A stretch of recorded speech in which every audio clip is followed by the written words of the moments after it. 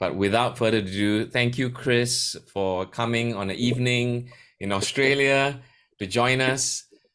Please take it away and share with us about shooting great videos on a shoestring budget, right? So, and welcome everybody. Thank you, Simon. Good to be with all of you here tonight. Glad to see basically all the continents coming in tonight. Yeah, a little bit about myself. I'm originally from the US. You can tell by my accent, from North Dakota. You don't meet too many people from my state or a farming community right on the Canadian border in north central US. And so I came to Australia in 2007, first on stint, and I haven't left because I've just felt the calling from the Lord to serve here and just the love for the people. And so I've stayed, married an Australian who also is working with Power to Change down here, and we have 4 wonderful kids, 11, 9, 5, and 2. So they keep me very busy.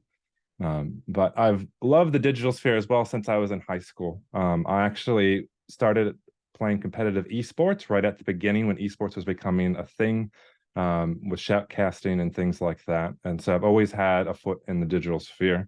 I'm not a digital native. You know, I'm a old millennial from 1983. So I still remember the world before the internet. But I grew up online on my 56K modem playing games 3 times a night every week as I played competitively. And so I first got into content creation when I came to Australia 2007. The main thing I was trying to do is how do I help my ministry partner and churches understand what's actually happening on campus here, because it's totally different than anything that they've experienced in our area in the US. Where I grew up, church attendance was around 50 to 60%, really high, lots of Christians in that area. And so coming to Australia and having almost no Christians on campus and being able to interview some of those students, I brought that back to the US and just saw people cry. Like there was nothing that I could do or say that I could actually cast a vision to help them understand the need, except actually showing them on screen and hearing directly from the people that I was ministering to, just how much they don't have hope, or that they've found Christ and that this is how they've changed their life. And so that has always shown me, you know, video is so meaningful and important and impactful. And since then, I've been trying to do more things for video down here in Australia. So I'll be talking about capturing on smartphones. It's the cheapest shoestring thing to do now. You don't need expensive equipment. We all have smartphones generally now to organize our lives.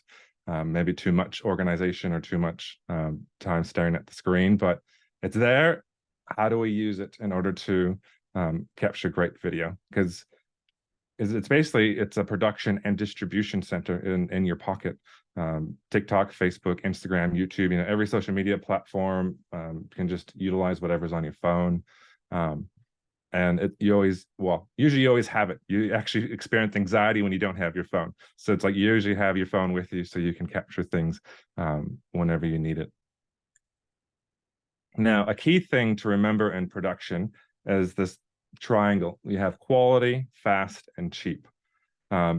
And we really, since we want to lock in cheap, that means we're going to actually have to sacrifice one of the others. Either it's going to be low quality and be faster and cheap, or we want to go slower to increase the quality.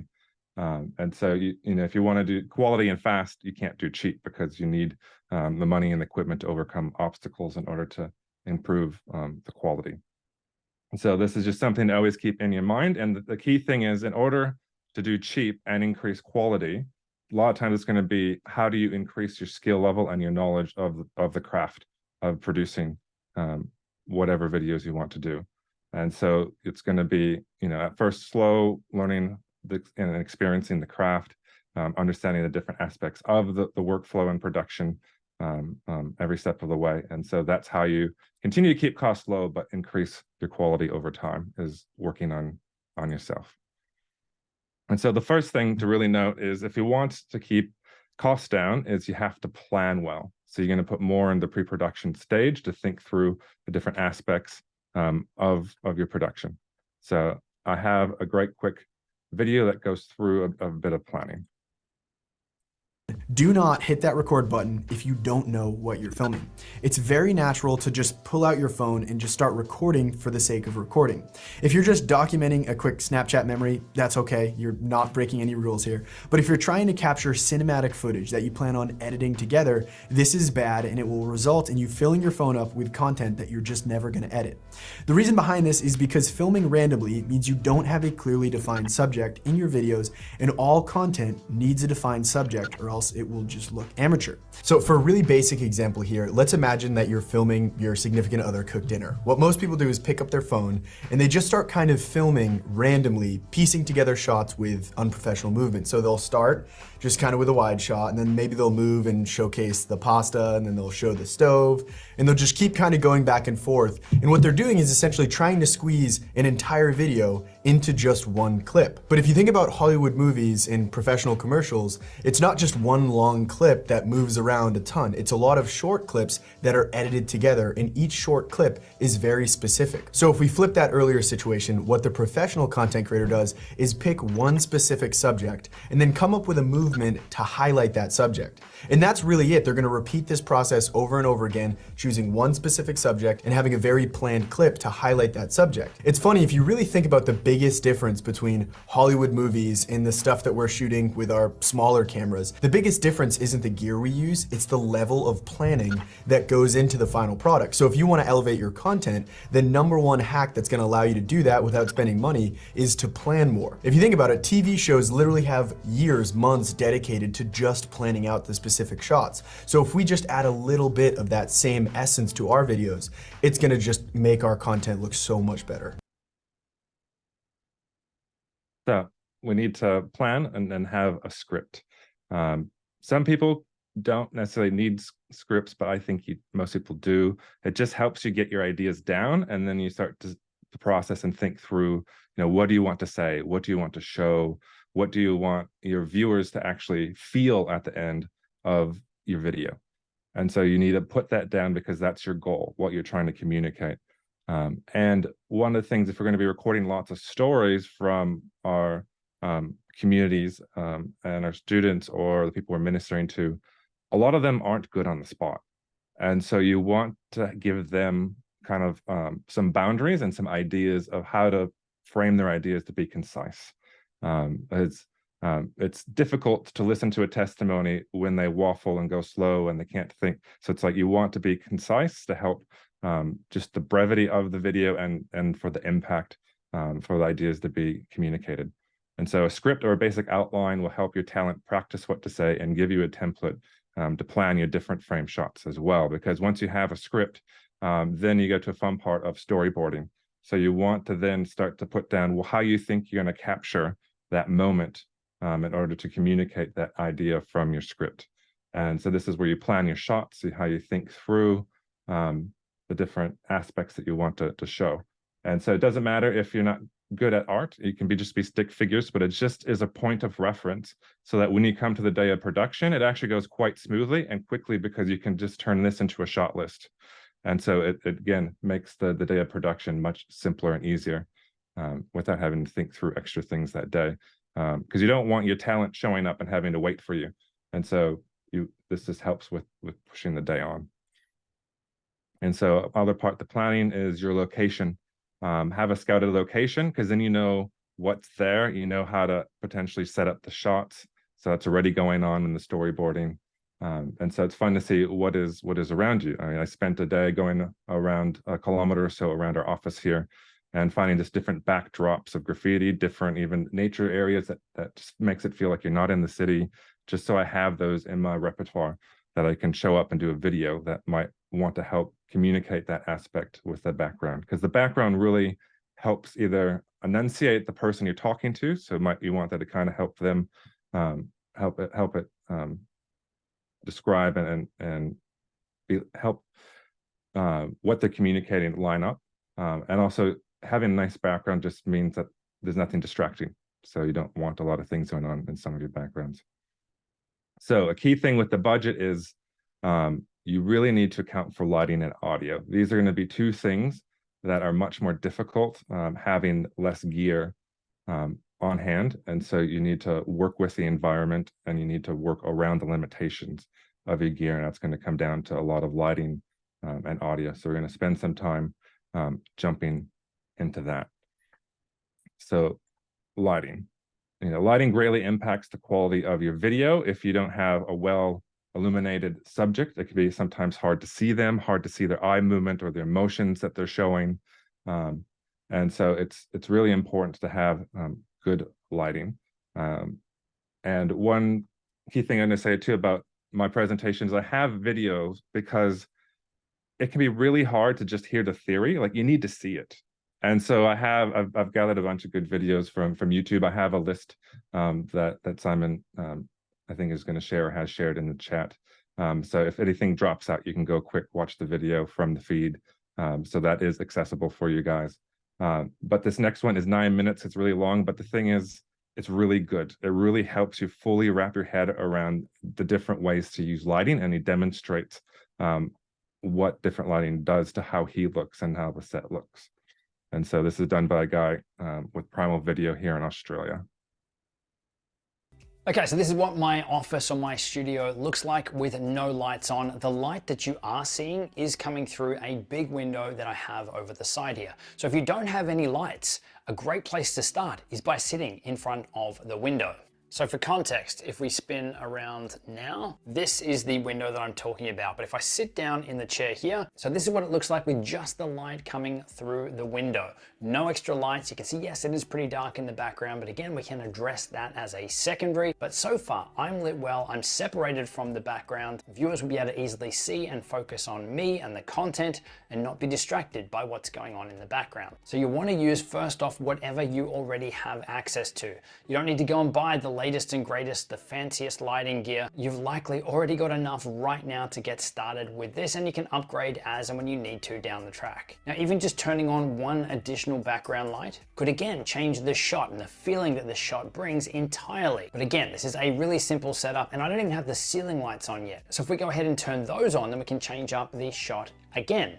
It could look totally different, but again, the main light here is just coming in from that window to light me up. The other lights, the ceiling lights and stuff, are just here really lighting up the rest of the scene, the rest of the shot. Now, speaking of ceiling lights, the reason I went first off to turn off all the lights is depending on the room that you're filming in, the ceiling lights could add to it, or it could actually make it really difficult for you to film in there, all based on where they're positioned and where you're going to be standing or sitting. So you can see right now I'm standing directly underneath one of these ceiling lights, and it's creating horrible shadows. It's probably creating dark shadows under my eyes here, hot spots, my forehead. It really doesn't look great. So if your ideal filming location is going to be underneath one of these lights, I would suggest to turn it off, or you could try to position yourself away from that light so you're not standing directly underneath it, so that it's lighting you up more evenly from above and from the front instead of from top down. Now, in my case here in this room, I've actually got a lot of these lights. There are 9 of them. So in order for me to move away from them, I could probably come back here and frame up my shot this way. So this way I don't have those crazy shadows coming over my shoulders. You can see there's a little bit here from the lights behind me, but at least the light over the front, it's a lot more even. So look at your positioning in the room, but worst case, turn them off and use other lights to light yourself up. So if you don't have access to any lights, then go and sit in front of a window. You can see you can get great results from that, or use any lights that you have already lying around. Any lamps, desk lights, anything that you can use to light up your face, light up the subject of your videos, that's what's important. So again, I'm here with no other lights on, just the light lighting me up through the window. But let's say that you've got access to one light. Where should you put it and what would that look like? So I've got here a small LED light panel. This one sells for around the $42 mark. And again, I'll have links to all of my recommended gear down in the description below. But I love this one because it's small, it's light, it's got a built-in battery life, and it goes pretty bright. But one of the biggest things with this one is it's got a built-in diffuser. It actually throws a nice soft light, which is what you'll want if it's going to be lighting up your face. So let's go ahead and turn this on. Let's turn it up just a little bit. We definitely don't want this this on full brightness, and we can see already it's totally changed our shot. So if it's not shining on me versus shining on me, it makes a big difference already. Now you definitely don't want to have your light down here. It's going to create a really horror film look. So your ideal positioning for your lights should be just above eye level. And if you want a nice even light, so not too many shadows or anything on your face, then you want to have it over near your camera or near the direction that you're looking.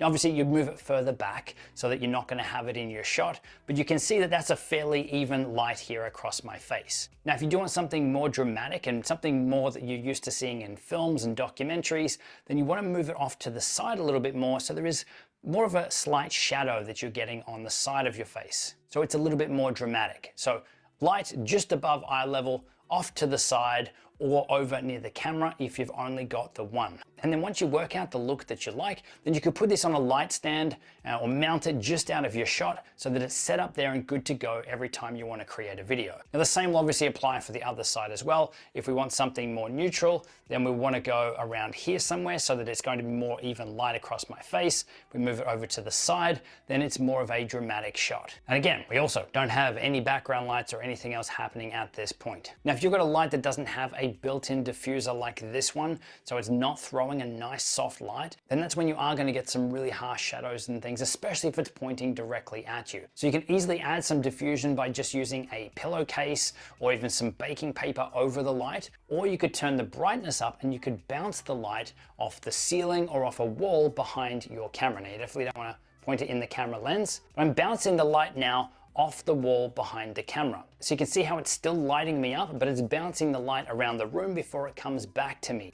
Versus if I hide that light now, it's much darker. So you've got options with your lighting. So I've set that light up on a light stand now. So this is what it looks like with just one light. And we can always go ahead and add another light or some color in the background just to make the shot look a little more interesting. Now, if you've got two lights, you could use one to light you up and another one to light up the rest of your scene, or you can use both of them to light you up, again, depending on the look that you're after. So we could use the second light to fill in some of these darker areas or the shadows that this one light has left. So we grab another light here now. This one's the same brand, just a little bit bigger. Let's turn it on. Let's dial it down so it's not so bright.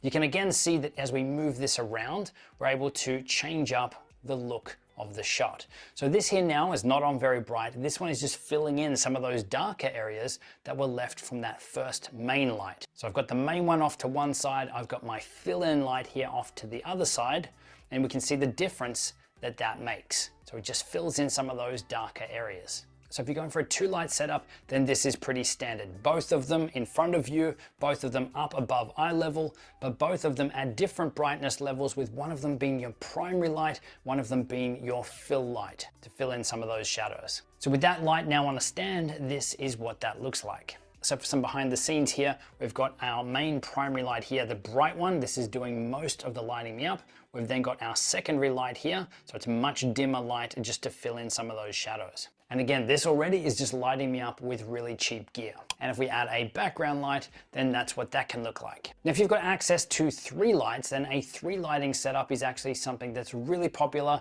with film and documentaries, a 3-point lighting setup. So essentially it's very similar to what I've got here with a key primary light here that is lighting me up. There is a fill light to fill in some of those shadows. The third light then will be to create some outline and some depth on the shot by lighting me up from behind. So your third light should be directed at you from behind and ideally from up above as well. Now to show you what that looks like, I'm just going to turn on the light that's in the background of the shot here. That one we just use as a prop. We don't normally turn it on, but you'll be able to see what three lights can do. So I've got that third light on now and the brightness is turned right down, but you can already start to see that there's like a glow outline even up into my hair here. And that again helps separate me from the background. So if you're going to be using three lights, then this is typically how you'd set it up. You don't have to have it in your shot. You could move it out of shot up a bit higher so you're not going to see it, but this is the effect that it will have. And with the other background light on to make the shot more interesting and to add a little bit of color, it doesn't look too bad. Now I've got a couple of quick tips for you with your lighting before I show you what we use for our regular YouTube lighting setup here. The first one is that you want to try and keep the color temperature matched on any lights that are in your scene wherever possible, especially the ones that are lighting you up. So if you're going to be shooting with lights that are on in the ceiling, any additional LED panels or lights that you're going to be adding in, you want to try and dial those in to be the same color temperature so that it's all matching. If they don't match, then you can get some really weird colors and things happening, especially in skin tones, and it can be pretty difficult to fix. And the second tip, I already told you that you need to have your lights above eye level, but this becomes even more important if you are wearing glasses. If your lights are just at eye level, then the light's going to reflect off the light into your glasses and directly back to the camera lens. This problem goes away if the lights are up much higher. It's going to reflect and bounce down, not into the camera lens, so they're not going to be visible in your shot. So this is where positioning your lights up high and off to the side is going to help remove any of those distracting reflections. Okay, it's like a fire hose of information. A lot of stuff there to take on, so I'd encourage you guys to watch it again with the link after the session. But lighting is really important, and there's lots of ways to go about it. A key thing to use if you just have a window for the ultimate shoe budget string thing is on the other side of you. If you don't have a reflector, you can just hang a white bed sheet. You know, keep it all of the shot, but on a bright day when you have diffuse light coming in, the bed sheet can just cast it on your other side, taking away shadows from the side away from the window. So there's things like that you can utilize for filming. My very first set of lights that I had was actually, I got lamp stands, then I took some wired coat hangers, bent them in to hold Chinese white paper lanterns. That was what I used for the first time when I started to record people in my prop studio at the office. And so I actually have one of the first videos in that link of that document that I sent to Simon that you guys can watch 11 years ago when I set that up. And so, yeah, you can do a lot with just paper lanterns and lamp stands.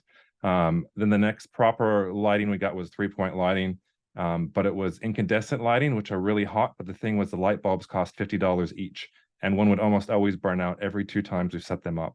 And so it was really expensive to keep running our lighting kit. And so I was really happy that now we've gone LEDs.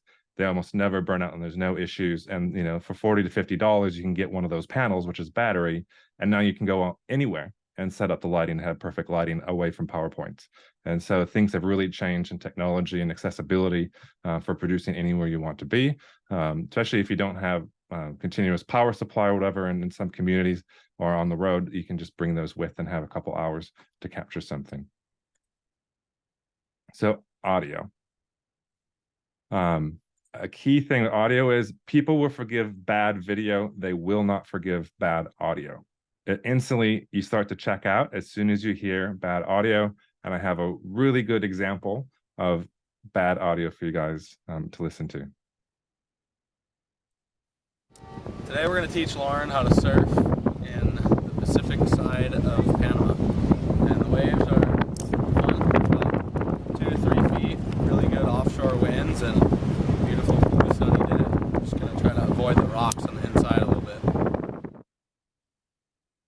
Today we're going to teach Lauren how to surf in the Pacific side of Panama. And the waves are fun. It's about 2 to 3 feet, really good offshore winds, and beautiful blue sunny day. Just gonna try to avoid the rocks on the inside a little bit. So the difference between those 2 clips was the expensive gear that was used to neutralize the environmental noise. And that's what we aren't gonna have on a Shoestring. So you're gonna actually have to really be careful with the environment for when you're recording audio, especially around wind. But yeah, the more money you have, the more you can actually negate that. Because the first clip, actually, they had a windscreen on a Sennheiser mic, which was a good mic, but it still wasn't enough. They needed to actually have a proper clip and all of that. And so if you're always thinking about shooting at the beach, you need to pick the day where there's no wind, and you know that's not going to be many days. It might have to be at sunset or sunrise or sunset, when there's usually lower wind for the day until the air starts getting heated up, and then you get the wind blowing with the cool air and all of that. And so you need to really be able to plan your day, go to the beach several times to figure out, okay, When's the best time for filming there? But yeah, you need to really be conscious of your environment when you're on a shoestring budget. And with smartphones, the microphone is the greatest weakness. And so if you have any budget at all, you need to be investing in overcoming the obstacle of your microphone on your smartphone. Good sounding audio is crucial for professional sounding video. These tiny microphones that come built into your smartphone are okay if you're up nice and close, like on a phone call for example, but from any distance further away, they suck. Take this shot here for example. I'm currently recording the audio using my smartphone's internal microphone, and you can probably hear me okay. There might be a bit of wind, but as soon as I step further away from the camera, it's much harder to hear my voice. So what's the solution? Well, the solution is a wireless microphone like this one here. Simply clips onto your collar like this, and we now have clean, crisp, wireless audio going directly into our smartphone. And I can now stand much further away from the camera, and you can still hear me nice and clearly. This setup is perfect for documentary style filming, interviews, or any time you want to record someone talking to the camera, especially if they're further away. As he demonstrates, there is big limitations around your smartphone microphone. So smartphone mics are omnidirectional, so they take in sound from all directions. So you basically need total silence or no wind. You can improvise some things like foam, windscreen. This is for a GoPro, which actually makes the audio on it so much better, even outside. You have that. You can find little fluffy things that sometimes stick over the microphones, and that can cut down some of the wind. But if those things get too thick, you actually then negatively impact your audio. And so there's always trade-offs, and you need to check out the gear and your improvisation to make sure it's not impacting the quality of what you want. And smartphones, our ideal range is 1 to 2 meters. It's set up, for audio calls right next to your head, and then about 1 meter away when you're doing a video call. And that's the sweet zone for it. Outside of that, it just drops down dramatically in production quality. And so what he had there, he was showing, I got a couple of these. We're going to actually be using them for international missions for Australia, because everyone brings their phone with them overseas. It's a connection point to communication. And so they can take this with quick, throw it in as the receiver, and then just be mic'd up. And so this is about $50 Australian. It might be cheaper or more expensive wherever you're at, but this is a really good option. So what this does is, it's not the highest quality microphone, but what it does is it overcomes the obstacle of distance, and that's going to dramatically improve your recording ability.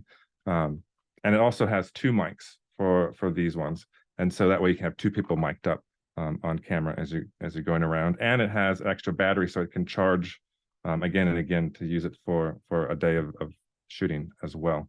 So this is a good entry-level wireless thing. Now these microphones are also omnidirectional, and there's not really a windshield on it, so you're gonna have issues with wind as well. But this overcomes the greatest obstacle, which is distance to the microphone. So it's a great investment if you have a little bit of money. So ways that the industry has overcome smartphone audio in the past, the main thing was an external recorder. That's what we always used. And they were expensive, between $400 to $500 for external recorder. As a professional grade, and then you have lapel mics and all that extra stuff to add. So it was expensive. Like, we've really seen a huge change in the ability to have better accessible audio gear for cheap. One way to actually go on a budget is, if you have a couple people that you're going to be on your production team, they probably have a phone.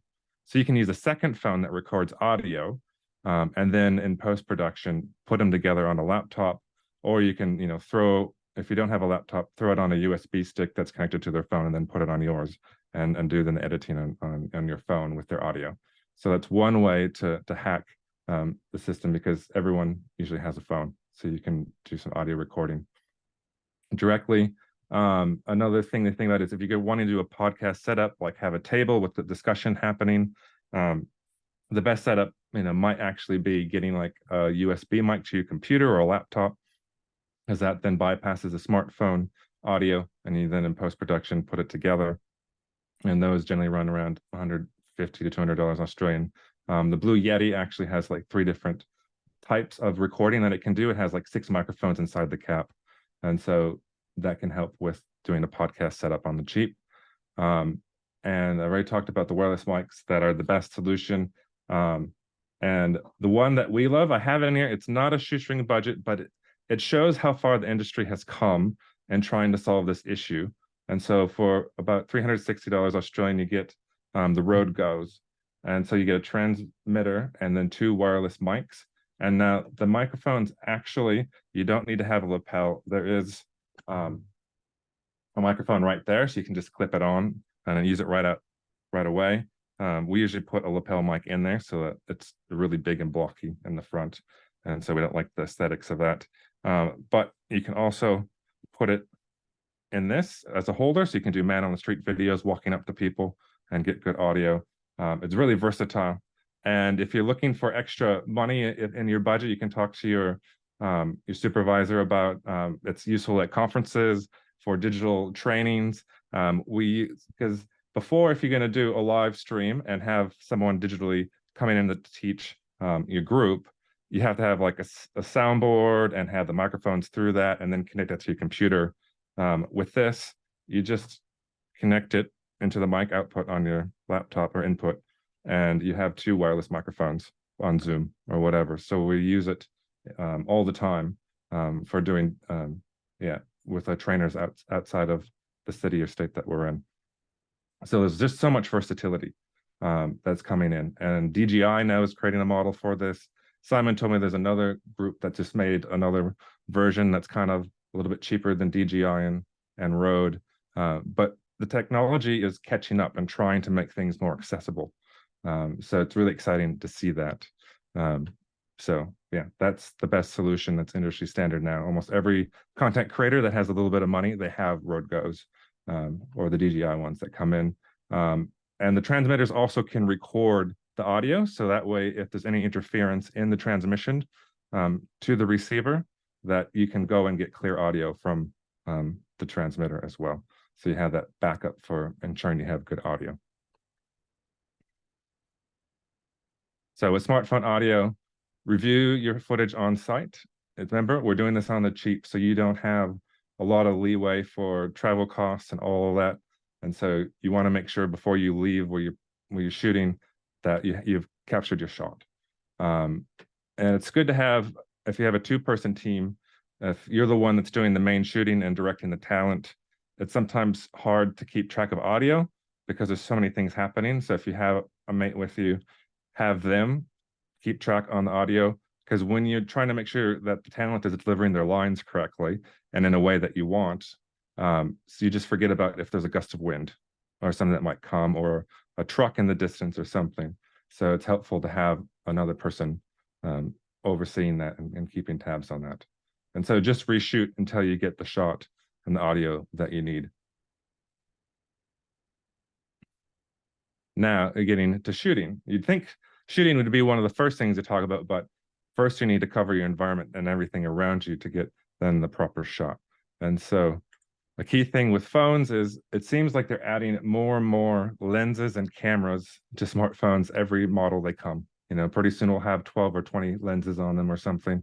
I think I just got a Google 6 Pro and there's like 4 on the lens bar. And so, you know, what can the camera do? You know, the front selfie camera is almost always lower quality. Not always. You need to know your model. Sometimes you can buy a specific phone that has a higher quality selfie camera. Because if you're just going to be shooting yourself walking around doing podcasting or shoutcasting or something, you know, you want then a better quality selfie cam. And you know, because it's you holding it, you can see the proper framing of it instead of having a second person that needs to frame you if you're the talent. And so that's some of the perks of the front, but almost always the rear camera is the highest quality, and you almost always need then someone to assist with you unless you're not the talent and you're behind the camera. So you always need to make sure your shot is framed correctly. If you don't have a friend, then you need a tripod to be your friend as you bring that to the shoot to capture you and your talent or whatever. So know the camera that you have, play around with it. There's a lot of fun stuff that they've been throwing on with the cameras. And so even with Google on the Pixels, they reached a point where they can't cram new hardware and stuff. And so now they're trying to increase stuff with the software to pull more out of the cameras on the different styles and things like that. A key thing, ask any photographer, they'll talk about the rules of thirds being the most important thing for lining up your shot. So you want to, this is, all about composition, making sure your shot is interesting. You might see in a lot of American action films, they call it Michael Bayism because it came out since Transformers, is every single quadrant has to have something going on almost every moment of the movie. And so there's, jam-packed everything because then it just entrances you because you can't keep up. But you want on the corners of the rule of thirds on the lines intersecting, those are the most interesting locations to line up your lines and your talent and things like that. If you put them smack dab in the middle, it's actually one of the most boring ways to look at people, especially if you're doing an interview, because that's how we normally see the world. And so a lot of people that are watching, things online, they want to see something that's interesting that they don't usually see. And so that is practicing the composition of a different angle that might be unique or draw something out that we don't usually see in our daily life. And then framing, the vertical versus horizontal, just debate. It really depends upon distribution. Personally, I really don't like vertical. I just feel that's because I'm old. Like I grew up in a horizontal world and now it's a vertical world, with Instagram and TikTok being the most widely used social media for youth. But it just depends on distribution. What are you going to do with it? And how do you want people to view it? If it's going to be on a smartphone, vertical is actually one of the ways that people prefer to watch content on smartphones. A computer, widescreen, horizontal is going to be the key thing. You think about YouTube. YouTube's tried to do shorts which are vertical.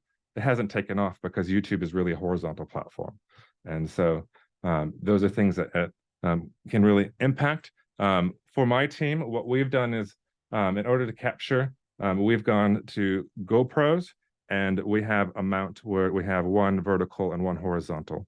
And so that way we don't need to reshoot again and again. We can just shoot it once, and get the shot that we want with just the two cameras, and then we don't need to play around with resolution. So you can get mounts for two phones. So again, if you and your buddy have a phone that want to do production, have one vertical, one horizontal. That way we cover all of the social media platforms that we want to put it on. And so that's how we cover for cheaper production, is just capture it all with a mount like that. But if that's not possible, then you might need to reenact it a couple times for the scene to do one horizontal and one vertical. And with the magic of video, you never know that you didn't have two cameras at the same time filming. So there's a lot of way to cover up. Again, it just takes a little bit more time. So composition. So how do you create an aesthetic that utilizes space well? And so this is, in the realm of beauty, so different cultures actually have different focus on different compositions of what looks nice, to where you're coming from. Like I said, Americans kind of want stuff going on all the time. If you look at more European, there's more natural light that they have in a lot of their compositions and more just that natural look. Partly that is they don't have big budgets, so they have to use the natural light in order to have cheap production. And so there's different things for limitations that can change the aesthetic value of how you utilize the space and what looks, good for the community or part of the world that you're in. So let's watch a quick video on that. Make sure the lines in your scene are straight up and down or straight left to right while you're filming. Nothing is more offsetting than watching a shot where the horizon is just off the entire time. Study the rule of thirds and try to align the subjects of your shot along the vertical and horizontal lines. Or even better, align them with the intersection of these lines. Look for patterns, symmetry in your shots, leading lines, and most important of all, create depth with your composition. Depth is essentially the art of making your content feel immersive, three-dimensional, and lifelike, as opposed to flat, two-dimensional, and boring. There are 1.5 million ways to create depth in an image, but my favorite strategy is to create more layers to your video. We're all familiar with the terms foreground, middle ground, and background. When I say create more layers, I mean try to add foregrounds and backgrounds to your shot. An easy hack to accomplish this is to film up against things, essentially creating a foreground which adds a new layer to your image, increasing the perceived depth in your content. Take a look at these two shots here. We have a very small movement, and in the first shot we have no foreground whatsoever, just our subject. But in the second shot, we do the same very small movement, but now we have that new layer, the foreground, and not only does it enhance that movement, it also just improves the overall depth of the shot. So in my eyes, the best shots are the ones that have a foreground, a middle ground, which is usually the subject, and then a background on top of that. This is why in the setup you're seeing right now, I'm as far away from my computer in the back as possible. By increasing that distance between me and my computer, I increase the depth by creating a more distinct background in my scene. All right, up next in this video, I want to talk about movement. This is another crucial aspect of content creation that separates the amateurs from the pros. Like composition earlier, the best thing you can do is be deliberate in the way you use movement. Rather than just randomly pan and tilt to showcase your subject, which by the way are my least favorite movements, plan out a specific scene and then use movement to highlight that scene. In doing so, your movements will be more controlled because you put more thought into them, and they'll help reinforce everything we talked about earlier in the section on composition, because the movement exists to highlight the subject of the scene rather than just exist randomly for no clear reason. To give you some specific movements here that you can easily adapt into basically all the content you shoot, whenever I find myself anywhere and I don't know exactly what I want to do, I always make sure I do a push in movement. I usually do a pull out movement. I do a truck, which is when you move your camera from right to left. And I also do a jib movement, which is when you move your camera straight up and down. Doing those very simple movements, and I know how simple those probably sound, but with a clearly defined subject is just going to upgrade your content like crazy. It's so much better than just planting yourself in a specific spot and then just moving your body to keep your subject in frame. Now, you might be asking, okay, Anthony, well, how do I create these smooth movements? Well, I'm glad you asked. Believe it or not, modern smartphones have amazing built-in image stabilization that honestly allows you to capture smooth movements handheld. The key, though, is that less is more when it comes to creating these movements. Don't go sprinting down the road filming handheld and expect the footage to look smooth. Instead, plan out small, controlled movements that highlight your subject. Tying in an earlier concept, by filming up against something in the foreground, you'll actually increase the impact of small movements because the foreground will be moving much faster than what's further away in your image. All right, so he has, again, lots of great information.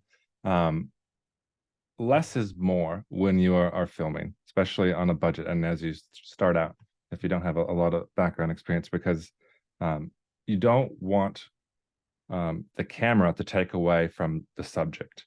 And so once you learn the rules of the camera and how to make things nice with those slow and gentle movements, then you can start to push the boundaries a little bit. Again, because when you move the camera faster, you actually communicate different thing emotionally about the scene. If it's really ragged and you're moving it a lot, usually that conveys a sense of like urgency or move or just distort, or what's the word I'm looking for? You just really feel disoriented. And so you want to make sure you communicate well with your camera movements of what you're wanting. Because if you're having a God testimony that's really impactful, someone sharing something vulnerable, you don't want to be all over the place. You want to make sure that it's smooth, like a pull or going in as they share, and then pulling out once they've shared that deep thing. And so just different ways to play around with that. So just recommend just do those simple things, write it down what they are, and then just play around and get that experience under your belt of how to do those different movements and what looks good. Because that brings me to one of the last things here, just practice. The best thing to teach you how to do this better is just to do it. Try different movements, different framing. Frame rates can also change how it feels. 24 frames per second is the slowest you go, because underneath that your eye actually starts to make it look like a slideshow. And so if you go faster, it actually feels really different compared to 24 frames per second. And so just put in the time, just practice these things, get to understand how they can fit into your production. If there's someone that you like on social media that you like the stuff that they create, look at it, write down, okay, are they using these different shots, these different movements, and imitate them. Because I can just promise you those kind of creators are imitating somebody else. And so a lot of things that look good to like everybody. And so we want to really imitate each other in a lot of ways in our productions. Editing, I don't do a lot of editing on my smartphone. I am a desktop guy with my post-production. There are apps that can help with that are free, both Android and iPhone. I've done a little bit with it, but like I said, not a lot.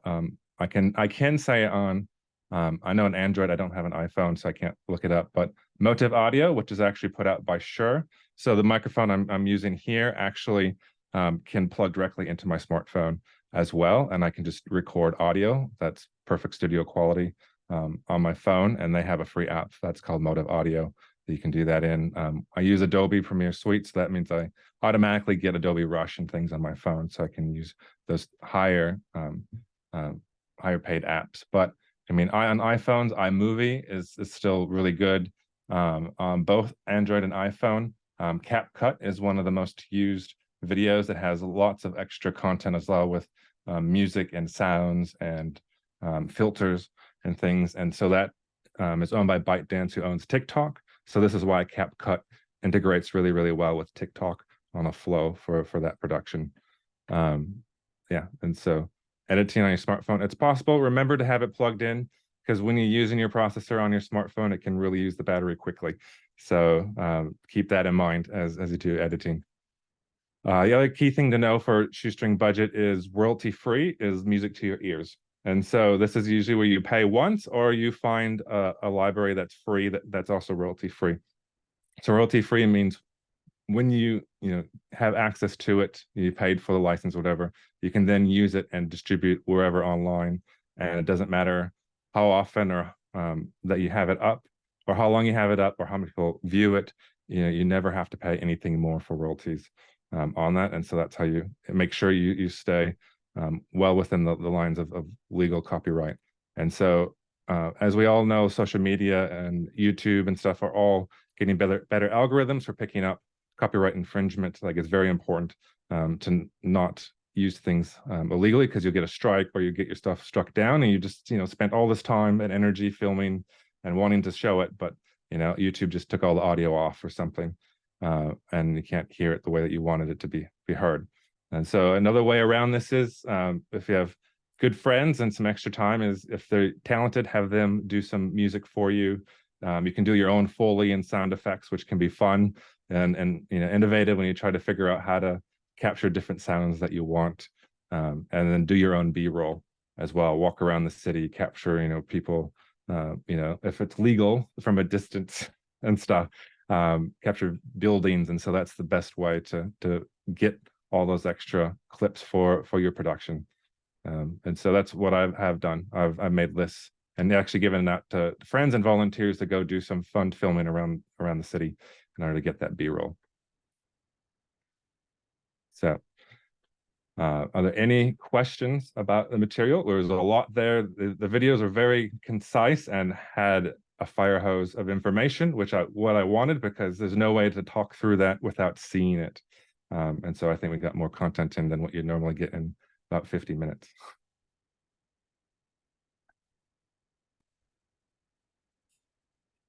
That's wonderful, Kris. There were a couple of questions that I noticed that people had typed in. I think one of them you sort of answered. There was another one, I think, related to training. Is it possible to arrange practical or physical training for us? Kokon, I don't know if you want to elaborate, or what do you mean by that? Actually, thank you. Actually, sometimes we are, when we get the training in online, if we go through the practical training, that will be more helpful to us, because training and practical both will be helpful. Yeah.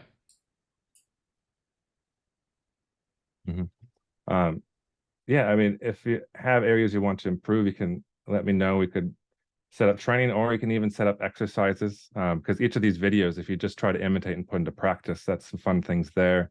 There's a competition thing. Oh, I'm gonna jump into the gun there, Simon. That Simon's going to announce about putting some of this into practice, and so those are all options for. I'd love to help you if there's anything that you'd want to think through, and for whatever situation or production that you're thinking of.